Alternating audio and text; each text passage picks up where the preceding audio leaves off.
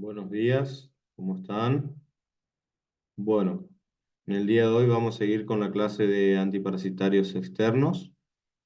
Vamos a hablar un poquito de uno de los grupos de fármacos más importantes, de mayor uso, y vamos a hablar otro poquito de algunas drogas que por ahí no son tan conocidas, pero que vienen generalmente asociadas a pipetas, pastillas, sobre todo para pequeños animales.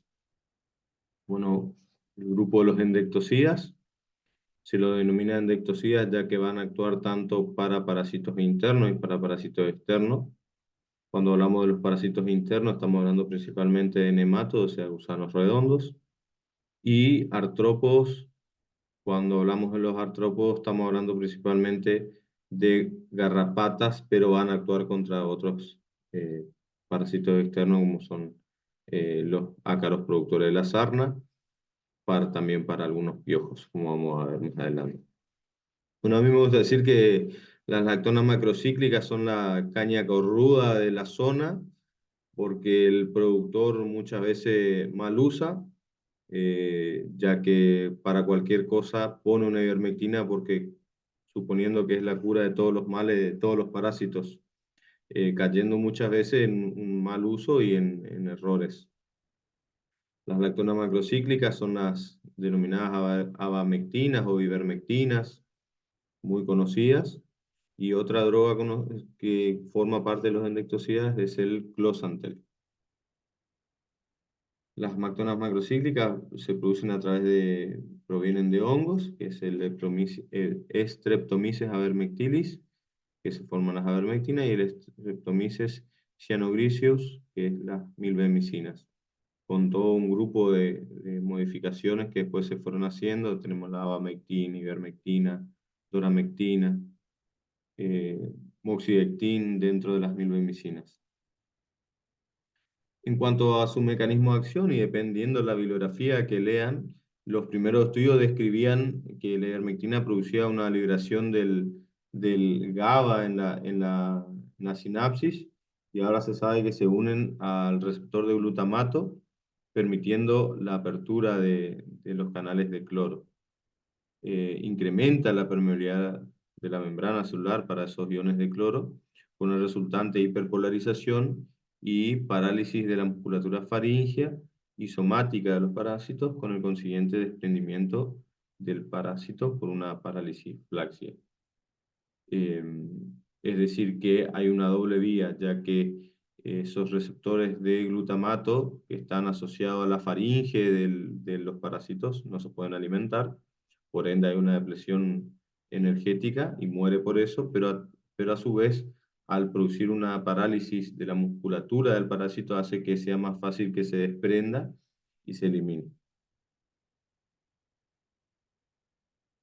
El espectro de acción, bueno, como ya dijimos, nematodos gastrointestinales y pulmonares es una droga importante para el uso de la gastroenteritis verminosa en los rumiantes, también en pequeños animales, y pulmonares. Se la usa mucho como prevención de la miasis, ya que eh, perdura aproximadamente de 7 a 10 días después de aplicada en los terneros. Entonces previene las miasis como garrapaticida. Para ácaros de la sarna, en todos en general, hay que tener la consideración que para Demodex no tiene tanta eficacia, entonces hay que ir administrando eh, varias dosis a lo largo del tiempo. Es una terapéutica muy común que se usa, que lo van a ver en la materia correspondiente. Para mosca y escarabajo que se reproducen en la materia fecal, sobre todo eh, la mosca de los cuernos, eh, pero también tiene un impacto a nivel ambiental, como vamos a ver más adelante. Anda o tiene eficacia para piojos chupadores, ya que se alimentan de sangre, no así para piojos masticadores y pulgas. Y la pulga, vamos a hacer la excepción de que puede llegar a tener efecto en la pulga que chupó sangre, pero no tiene un efecto a nivel de terapéutica, ya que la mayoría de las pulgas se encuentran a nivel ambiental y hay una infestación progresiva. Entonces la bibliografía cita como que la pulga no tiene efecto.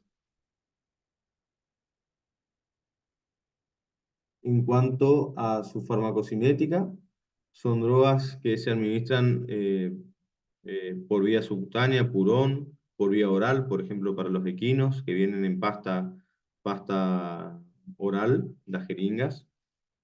Son drogas muy liposolubles, que tienen una gran afinidad por los lípidos. Sufre un metabolismo hepático y se elimina en un 98% por materia fecal, en ganado de carne sobre todo. Pero hay que tener en cuenta que dependiendo de la droga, en vacas en lactancia se puede eliminar un 5% de leche. Esto es importante para la industria lechera, para el tambo y para la parte de salud pública. Los residuos de ivermectina se acumulan principalmente en hígado y tejido adiposo, y tener en cuenta el periodo de retiro, que generalmente es alrededor de 30 a 40 días. La esplenomectina no tiene residuo en leche y carne, por eso su periodo de retiro es mínimo y es la que más se usa en el tambo en lechería.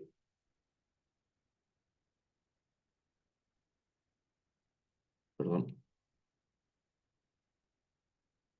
Son drogas que tienen un amplio margen de seguridad, con un índice terapéutico elevado. Uno se tiene que pasar mucho la dosis para que se produzca una intoxicación. Pero en la casuística de las clínicas diarias, en realidad lo que pasa es que como es una droga que está muy difundida y que mucha gente la tiene y la mal usa, equivocando la dosificación, en la clínica diaria, tanto más en pequeños animales, hay muchos casos de intoxicación. Eh, Hay que tener en cuenta que hay razas predisponentes a la intoxicación eh, porque son deficientes genéticamente en una proteína, que es una glucoproteína P o G, lo van a encontrar. Esta proteína se encuentra en la barrera hematoencefálica, que es la que se encarga de eliminar toxinas y xenobióticos, es decir, que produce una depuración. Sobre todo el collie, el viejo pastor inglés, el pastor australiano o ganadero australiano, son razas susceptibles, y sus cruzas también hay que tener en cuenta, que se ven mucho en la facultad mismo, hay muchos de estos perritos, entonces hay que tener en cuenta que los podemos intoxicar a la hora de medicar y ver bien la dosificación. Los signos de toxicidad se manifiestan sobre todo a nivel del sistema nervioso central. Hay ataxia, temblores, midriasis, abatimiento y llegan a la muerte del animal. En cuanto al impacto ambiental, hay que tener en cuenta que, como nosotros comentamos, que se eliminan un gran porcentaje, en un 98, 95, 98% en materia fecal, esa ivermectina queda en esa materia fecal y produce la muerte de todos los coleópteros, todos los escarabajos que degradan la materia fecal para que vuelva al suelo. Entonces se está rompiendo un ciclo ahí. Muchos campos hoy en día prohíben, justamente por un manejo holístico del campo, que necesitan esa materia fecal para que vaya fertilizando el mismo campo nuevamente, la prohíben. Entonces hay que tener en cuenta, y esto es una cosa que se ve cuando uno va a trabajar a los campos, fíjense ustedes, los que tienen posibilidades, pregunten si usan ivermectina, cada cuánto la rotan, no la rotan, usan siempre, y fíjense la materia fecal que está cerca de los corrales, cómo no se degrada. Está rompiendo eh, prácticamente el ciclo de esa materia fecal que no vuelve al suelo. Bien, eso en cuanto al grupo de las ivermectinas o las lactonas macrocíclicas. La otra droga es el closantel. El mecanismo de acción del closantel produce un desacople de la fosforilación oxidativa al causar un incremento de la permeabilidad mitocondrial del parásito. Esto sobre todo cuando estamos hablando de parásitos internos. En cuanto a los ectoparásitos, estaría implicado un mecanismo de alteración de la transmisión colinérgica, pero no está bien descrito.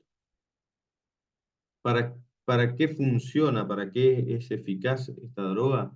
Tiene una elevada eficacia contra formas adultas de fasciola hepática, sobre todo las que tienen más de 8 semanas en el ciclo. Presenta eficacia contra Hemonchus, Oesophagotomum y Bonostomum. y no funciona, esto va a aclarar, no funciona contra parásitos pulmonares. En cuanto a parásitos externos, tiene una buena actividad contra piojos chupadores y dermatobia. Para garrapatas, todos los estadios que no han llegado a telógena y miasis y ura. Bien, eso en cuanto a endectocidas. Otros parásitos externos, otros antiparasitarios externos, son por ejemplo los cloronicotínicos, como el imidacloprid y el nitempiran, que se unen al receptor nicotínico produciendo contracciones y luego una inhibición de la transmisión colinérgica, resultando en una parálisis y muerte del parásito. Está indicado para pulgas. El imidacloprid se aplica en forma de espotón y se distribuye por todo el cuerpo del animal con nula absorción sistémica. El nitempiran se aplica por vía oral y se distribuye por todo el organismo y se deposita a nivel de tejido adiposo. Otros análogos de la hormona juvenil, como el metoprene, el fenoxacar y el piperooxigeno, interfieren en el proceso de metamorfosis normal de los parásitos, imitando a la hormona natural. Normalmente esa hormona se mantiene alta, luego baja, indicando que el parásito debe desencadenar el siguiente paso de la muda. Esta hormona la mantiene en el tiempo, ¿sí? Haciendo que los huevos se queden viejos y mueran. Es fotosensible el metoprene, no así el fenoxacar. Su principal acción es contra pulgas y control ambiental de las moscas. El lufenurón inhibe la formación de quitina, interrumpiendo la evolución de huevos y larvas. Ustedes saben que la quitina es una sustancia que eh, hace de exoesqueleto y de protección del parásito. Inhibe el ensamble de esas unidades de quitina para formar microtúbulos. Las pulgas al ingerir la sangre llevan esta droga a los huevos donde imposibilita la emergencia de los embriones. Y los que salen mueren al no poder quitinizarse. Las larvas que hayan nacido, como se alimentan de materia fecal que cae al suelo, también van incorporando y también bloquea el proceso de muda y mueren.